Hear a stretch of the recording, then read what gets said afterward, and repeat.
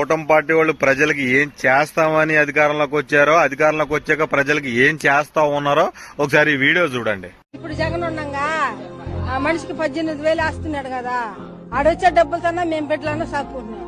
ఇప్పుడు ఈ అడుగు 10 ఇళ్ళకి ఒక ముందు సాగు పెట్టుందా? మగవాళ్ళు సంపాదించింది తాగేదానికి సరిపోయా, బిడ్డలు ఎడ సాపుకోవాలా?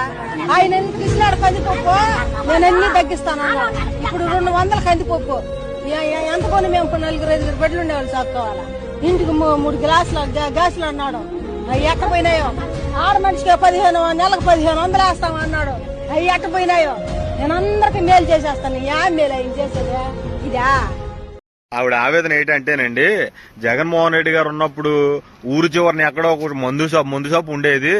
ఈ కూటమి పార్టీ వాళ్ళు వచ్చాక ఊరికి ఒక 4-5 ఉంటా ఉన్నాయి. గ్రామాల్లో మద్యం ఏరులై బారుతా ఉన్నది. కూటమి పార్టీ వచ్చాక ఈ మొగ్గోళ్ళు తెచ్చిన డబ్బులన్నీ ఆ ముందుకే ఖర్చు అయిపోతున్నాయి.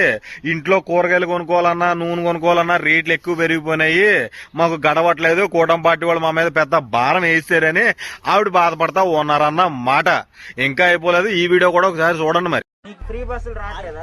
వస్తున్నాయి, అదే రోజు తిరుగుతా ఉన్నాం మేము.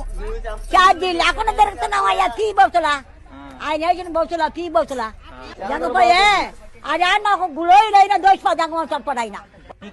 ఏమీ లేదండి, ఎన్నికల ముందప్పుడు కూటమి పార్టీ వాళ్ళు ఇస్తానన్న ఫ్రీ బస్సు ఎన్నికలు అయిపోయాక ఇంకా ఇవ్వలేదు. కూటమి పార్టీ వాళ్ళు పెట్టిన ఫ్రీ బస్సులో మేము తిరగలేకపోతున్నాం అని చెప్తా ఉన్నారండి ఆవిడ. వీళ్ళ కూటమి పార్టీ వాళ్ళని నా మాయా వల్ల మేమందరం చిక్కుకుపోయాము అని చెప్పి బాధపడతా ఉన్నారండి ఈ రాష్ట్ర ప్రజలు. జగన్మోహన్ రెడ్డి గారు లేని లోటు స్పష్టంగా ఈ రాష్ట్ర ప్రజలకి కనిపిస్తా ఉందండి.